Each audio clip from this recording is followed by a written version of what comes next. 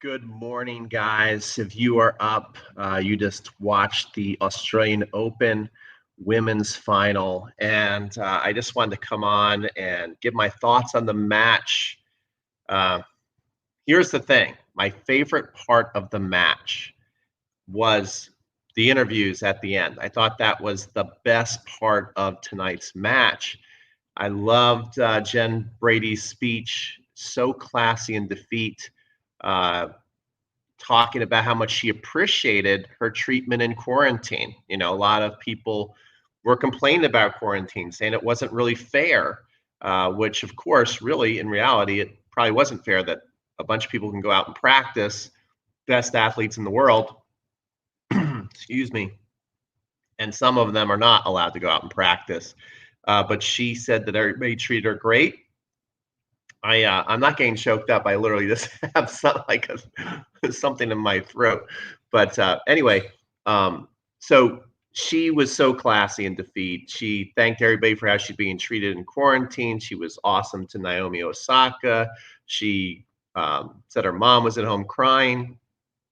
All awesome stuff. Then Naomi gets up and just gushes over Jen Brady, and it's just nice to see two very, very classy competitors who don't seem to have any kind of ego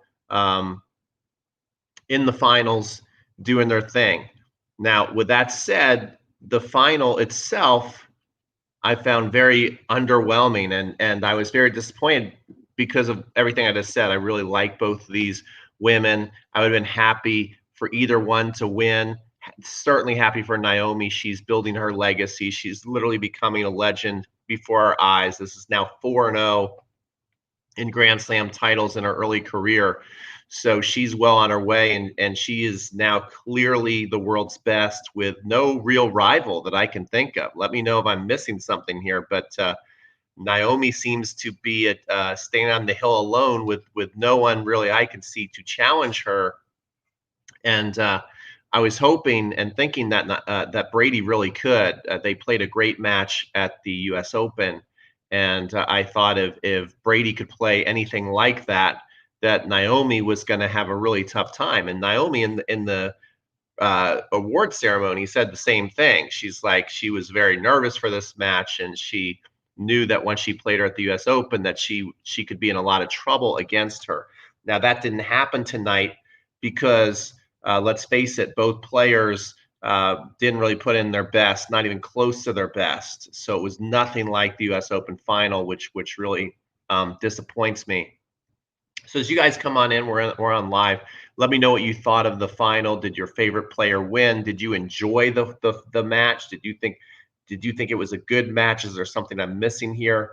Unfortunately, it was hard to watch for me. I thought the match was boring. If anything, I just felt anxiety watching the match. As a tennis player, we all know how it feels when you're nervous. So I kind of felt their nerves. Naomi's too. She won 6-4, 6-3, but the first set was close in that you didn't know who was going to choke more, really, and Brady ended up out choking her. She missed. I think she double faulted and then missed an easy forehand. So Naomi is one of the best on the hard court, and certainly to get to the final, she played awesome tennis.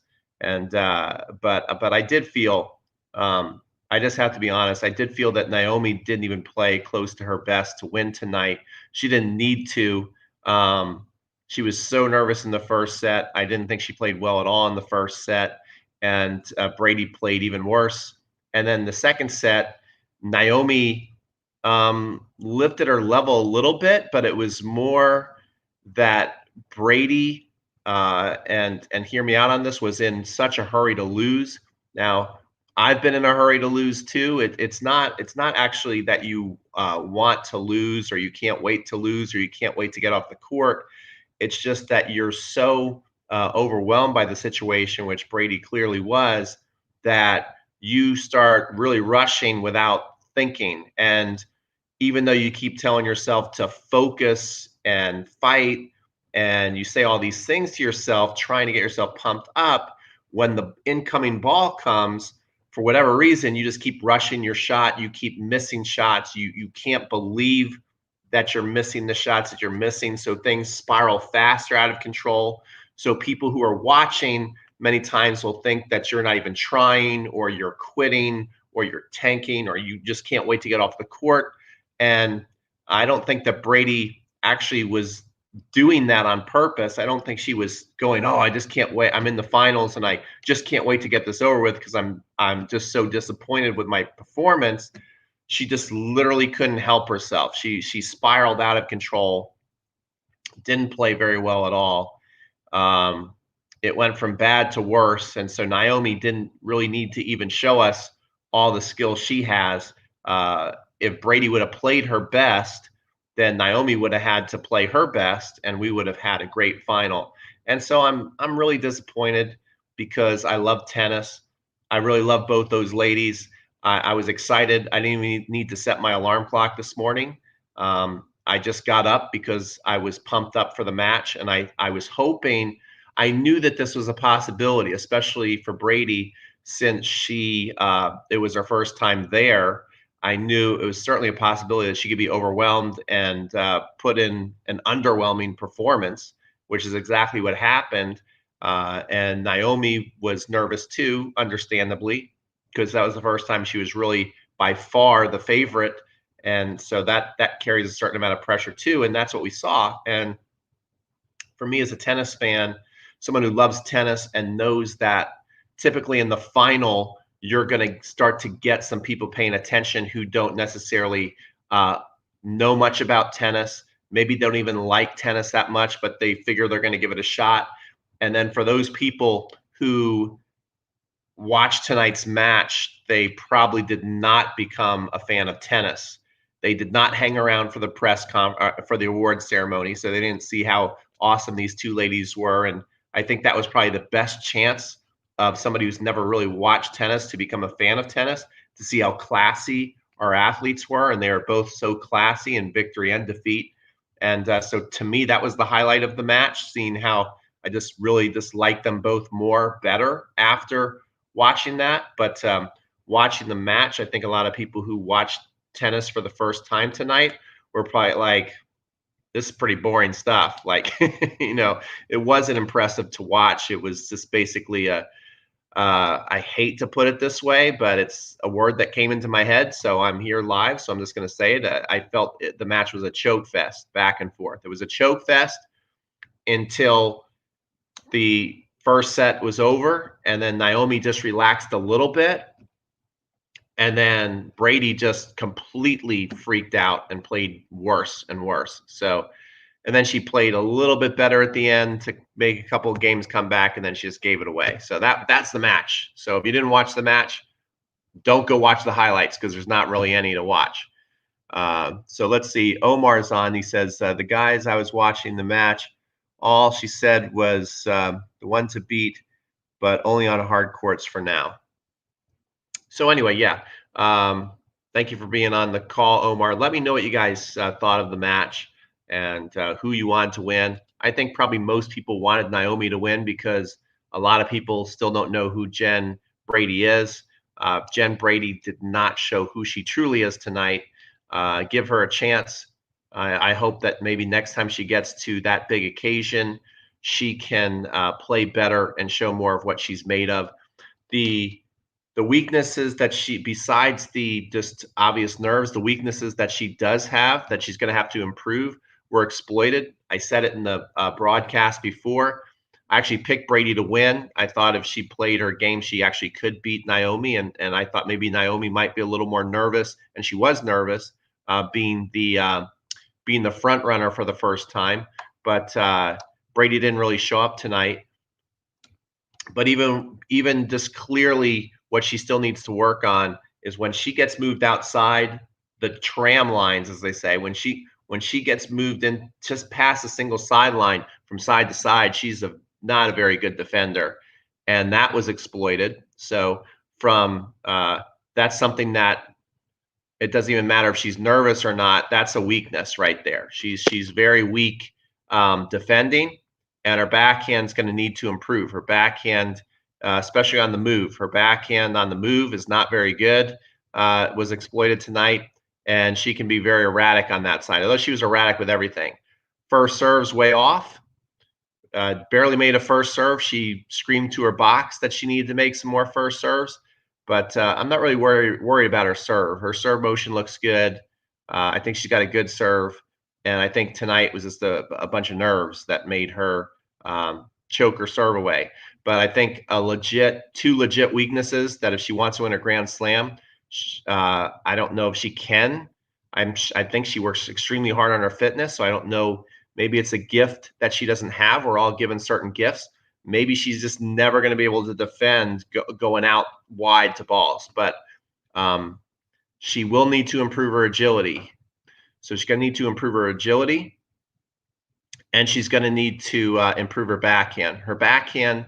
The good thing is, through reps and coaching, the backhand can definitely improve. I'm not sure if her movement can and will improve that much. Maybe she's just not going to be ever that fast. So, which happens.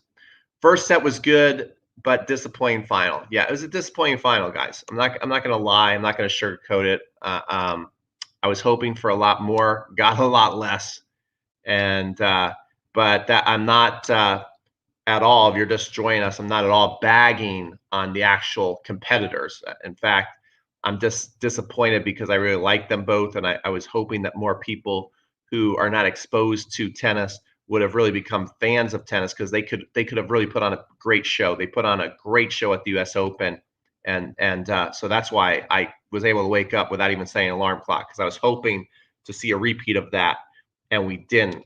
So that's too bad. But either way, it's just tennis. The two ladies are amazingly classy, which is nice to see. Love both of them. Think they're both great. And insulting title to this video. I said underwhelming performance. My title, by the way, is just Naomi Osaka versus Jen Brady. And I said it was an underwhelming performance, and it was. Go watch the match. Tell me if you are overwhelmed by it. Tell me if you're inspired by it. The most inspiring part of the match was the award ceremony, where they're both just super awesome ladies. But the match was boring. I mean, what do you want me to say? Lying eyes. What do you want me to say? Finalist against much better player. How high have you gone? I don't know. I don't even know what that means. But anyway, it was a boring match. It was underwhelming. Go watch the match. Tell me if you get inspired by watching it. Both of those players could play probably 6 or 7 levels better. So it's not that I'm insulting the players at all. It's the quite opposite. I know that both of them are capable of a lot more, and they gave us a lot less tonight. Even in victory, Naomi Osaka didn't really play that good. So it's not like you can even say, oh my God, the score was 6-4, 6-3. Did you see how many winners Osaka hit? She's just a machine. She was on fire. Brady had no chance. That happens. Sometimes you can watch a 6-4, 6-3 performance and be inspired and be, impressed and not disappointed, because one side just played so well where you're just like, oh my God, they're amazing. Like, what could that person do? Just kind of like Michael Jordan putting on a performance, right? Roger Federer, when he's on fire, you can watch Roger Federer beat somebody 6-2, 6-3 and love the match because you just see so many amazing matches. That wasn't one of these matches. There was barely any highlights to the match. So that's just how I felt about it. I'm not at all trying to insult the ladies. I like both of them. The thing is Williams is out. Remember how she destroyed Naomi's big moment at winning the final, somehow implying she lost because of the umpire's decision. Yeah, that's true. Williams was out, and like I was saying before, that's what I did like about the final. This final is the award ceremony was the best part. So maybe go YouTube that, and you will see that both these ladies are awesome. They're classy. They're two ladies to root for. At their best, they're both amazing to watch. They're both very fun to watch. And I really hope that Jen Brady, especially, we know Naomi now, she's 4-0. So she's just going to keep rolling. She's going to keep playing better and better as long as she stays healthy. And she's going to keep winning Grand Slams. And like I said, she has no rival right now. She's at the top of the mountain with no rival, which I hope she gets one soon. I hope that Jen Brady maybe can turn into one. She was one at the U.S. Open, and she's got the capability to be one. I think Jen Brady at her best is easily a top 5 player, but she's going to have to improve her movement if that's possible. I don't know if that's possible. Sometimes the movement is not easy to improve. Sometimes you're just fast or you're not. Right now, she's not fast. The backhand needs to get better too. Backhand can and will improve. I think as years go by, she's a hard worker. I think the backhand's going to get more solid, serve solid, forehand's unreal. So I hope that she keeps playing better and better, and that this final only inspires her and doesn't disappoint her. You know, the thing that's been sad sometimes is you see people get to the final, and if they don't perform well, sometimes you just don't see them again that get there. I think that Brady's too good for that to happen. I think we will see her in more finals, but she's going to have to improve a couple of things if she wants to keep getting there, because we know that tennis doesn't stand still. We know that there'll always be new and up and coming players. The game's going to get faster and faster as far as being able to hit and move. Really, what happened to Maria Sharapova, when you look at it, see, Brady's a much bigger hitter, and Maria Sharapova was a big hitter, but Brady's a much bigger hitter than Maria Sharapova. But what happened to Maria Sharapova was not that she didn't hit the ball hard enough. She hit the ball hard, but then everybody hit the ball hard. And then Maria Sharapova couldn't keep up movement wise. You know, she just couldn't cover the court the way her competitors could, and so she just fell way behind to where by the end of her career, she could not win matches, and that's a little bit of a concern for Brady. As the years go on, you're going to keep seeing harder hitters and better movers. So she's going to have to improve some things to just keep showing up and getting the finals. That's my opinion. Omar says Pete is right. I watched the match and there was almost no highlights. Williams that, but she has done great for the sport. Comes closer to that level still. Shows, yeah. I mean, Williams is awesome, right? I mean, Williams is awesome.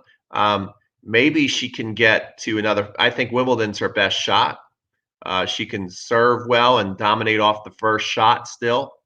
Her movement is getting better, but how much better is it going to get at age 39? But I think she's fitter than she's been in a long time.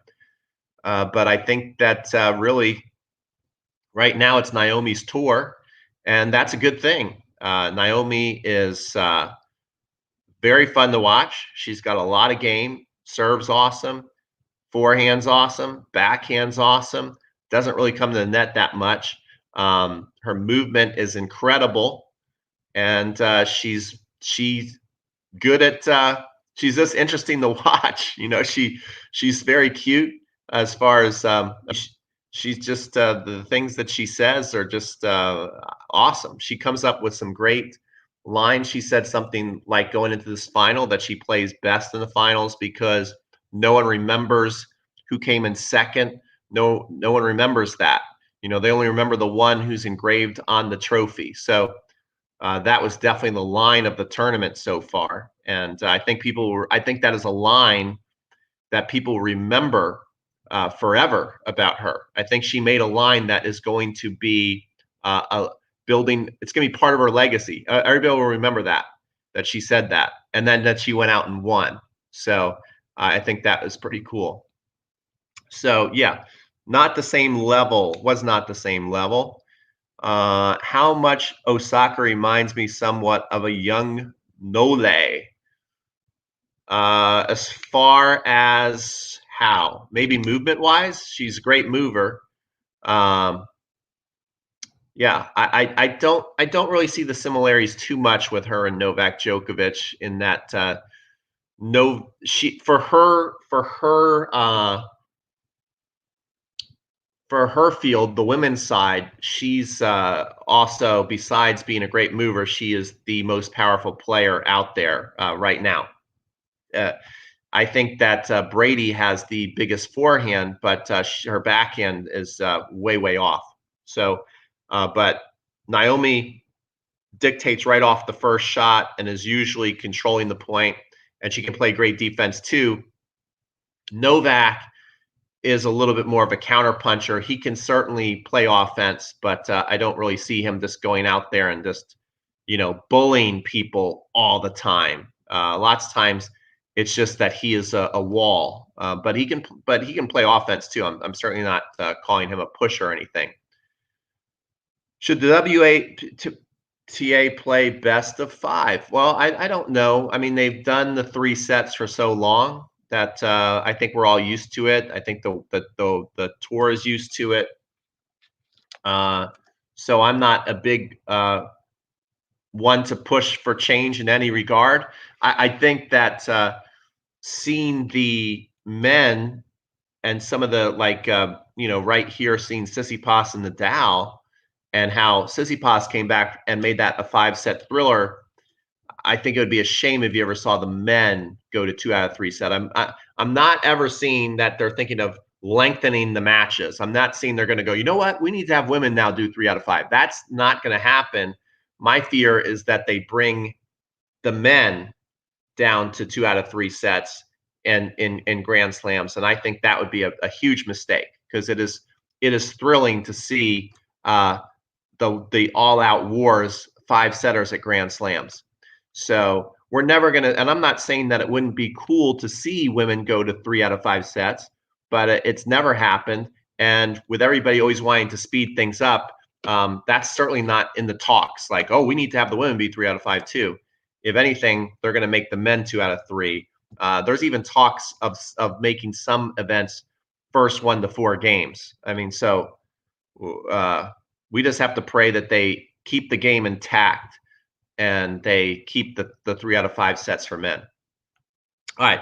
She never respected any other competitor. A great and skilled. Oh, we're still talking about Serena. Come on, let's just talk about Naomi and Brady, and let's move on maybe the men's final. But Serena's out of the tournament. I love Serena. Awesome career. She could win again. She could win at the Wimbledon tournament. But Naomi deserves a lot of respect. She is 4-0 in majors now. She's building a legacy. She's working on becoming one of the all-time greats. She's young enough.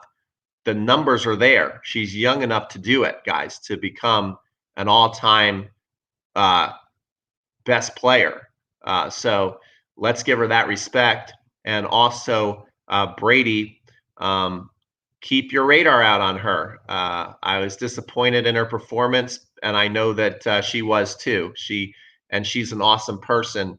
Go watch the award ceremony. If you didn't like the match, go watch the award ceremony, and you will get something out of the match, because it was very, very classy by both ladies, both very likable. You'll be a fan of both of them if you watch the award ceremony. Let's see. Brady hits too many winners. She couldn't compose herself to get involved in points. Well, the problem is, Vance, she didn't hit too many winners tonight.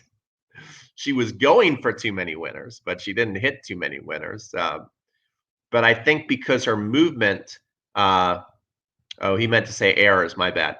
I think because of her movement it's not top level movement. I don't think she's ever going to be a top level mover. She's going to have to hope and pray that her power game is strong enough to just be dominant off the ground and off the forehand to stay an elite player. I think right now what we see, if she puts it all together, she's a top 5 player. But my concern for her is the game is always changing and moving. And as it continues to get faster, both hitting wise and movement wise, her power could be negated. That's what happened to, I can think of 2 players that happened to that forced them to retire. Maria Sharapova When she first came out, she was one of the hardest hitters, and she was an okay mover. Not great, but wasn't really exploited. Her movement wasn't really exploited. By the end of her career, she could still hit the ball hard, but her movement was exploited. She just couldn't keep up. I mean, it was like watching almost like one person on the side with the tape speeded up, and then her side looked like it was in slow motion. Andy Roddick's another one. When he came onto the tour, no one was seeing serves like that on a consistent basis. No one was consistently point in, point out, hitting 130, 140, 130, 140. Then even players like Leighton Hewitt all of a sudden figured out how to hit a serve 120 miles an hour. And other players started to get up to 130, 140. I mean, he always will still have one of the biggest serves ever, but people started to get used to seeing big serves. So they started to figure out a way to get his outrageous serve back. And then by the end of his career, the backhand was too weak and he couldn't move like these other younger players. And that's the same thing that Brady could be in danger of in the next 5 or 6 years if she doesn't improve her backhand, is that she's just going to have a big serve and a big forehand, and that might not be enough to stay at the top of the game. So in the short term, I'm very excited for her. In the long term, I'm concerned about that backhand and her lack of movement. But has done a lot more for tennis. Yeah, I'm not comparing Osaka to Serena, guys. Good or bad. All I'm saying is that Serena is not in the finals, and we just watched the finals, and so I'm just talking about Osaka and Brady, and that Osaka is starting to build a legacy, okay? And she's at a young age to where she can build a hell of a legacy. That's all I'm saying. Let's see here. All right, guys. So I thought tonight was underwhelming. That's my opinion. I hope it doesn't sound too mean. It's actually intended to be the opposite. I really liked both of them. I didn't set my alarm clock today because I was so excited for the match. So as a fan, I'm disappointed because I know that there's a lot of people watching that maybe don't watch tennis on a regular basis. And there was a lot of great matches leading up to the final, and a lot of non-tennis fans didn't see those. So they just tuned in today, and they're probably not going to tune back into tennis for a while because it wasn't really anything exciting to see. So that's why I put in the thumbnail. That's why I said underwhelming performance, because that's what it was. And I really hope that both ladies continue to play great. Naomi again is well on her way, so there's zero question mark about Naomi now. She's repeated now over and over again the ability mentally and physically to go through an entire tournament and win it at the highest level, and has no real rival. So the future is very, very bright for her. She can continue to rack up Grand Slams for sure. And then Brady has the potential to compete for Grand Slam titles, but she's clear. Oh, my dog just knocked over his toy box.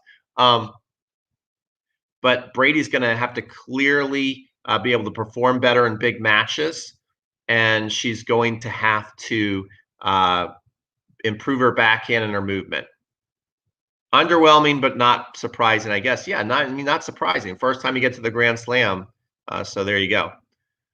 The final, prepared for breakfast, sat in front of the TV, match was over, and coffee was still warm. Yeah. All right, everybody. Okay, let's talk a little bit before I leave. Let's talk a little bit about my dog wanting these toys that he can't get to. Let me let my dog. I'll be right back. I'm just gonna let my dog have access to his toys. Let me see that you guys can see here. He's got them. He's got them on the ground. See, and let's see. And he can't get to them. So I'm just gonna make sure he can get to them.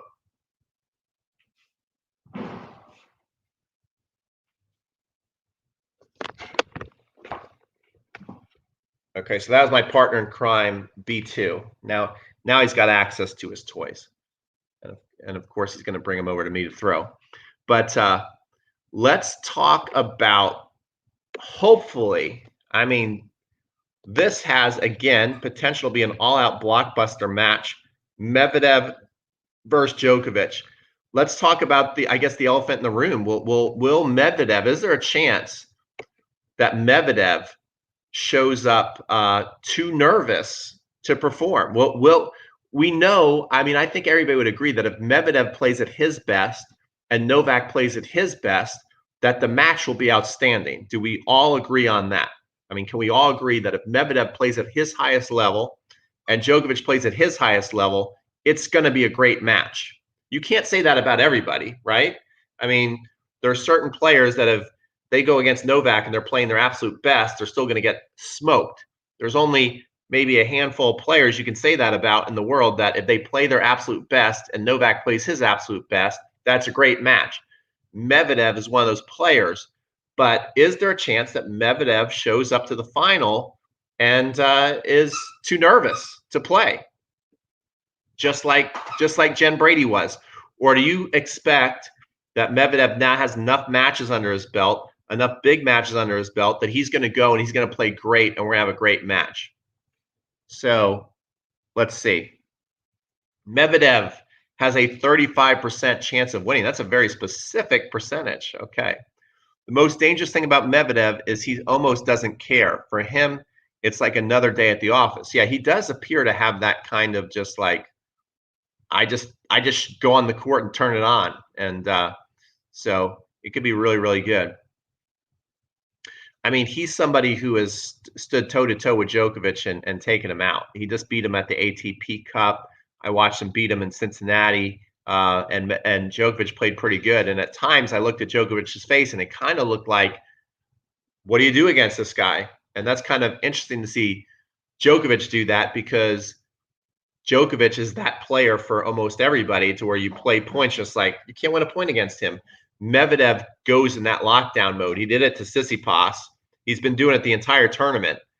Rublev was having a great tournament, and he destroyed Rublev. I mean, Medvedev has been in lockdown mode now for a couple of months. He's playing outstanding tennis. So it would be no surprise to me if he beats Novak. Now, of course, when I say things like that, I wouldn't be surprised if Novak wins. I mean, come on. Novak's been dominating the sport now, 10 years plus, really been the best player. When you have Roger and Rafa for the last 10 years, guys, Novak, stats-wise, wins-wise, he's been the best by far. And at the Australian Open, that is his tournament. I mean, as outrageous the stats, the winning percentage of Novak, which is unreal, where he does his most damage is here at the Australian Open. So clearly his tournament to lose, but I think he could lose to Medvedev. I think Medvedev is one of the few players who has a chance to beat him at the Australian Open. I give him a better chance even than Nadal. You know, last time Nadal got to the finals of the Australian Open, he just got destroyed by Novak. And then he returned the favor at the French Open. The French Open reminded me, it was the polar opposite of the Australian Open a couple of years ago, where Novak looked helpless against Rafa at his top game on clay. That's how Rafa looked against Novak the last time they played at the Australian Open. So Medvedev may be the only person possible who could take Djokovic out. So we'll see. I think it's going to be a great match. Do you think Novak abuses the medical timeout? Something suspicious? I think, first of all, you build that reputation. So there might be something there to it. I think early in the career, he had a real problem where he had to use those medical timeouts. I think he was literally struggling to breathe out there. And I think that's where he built the early reputation.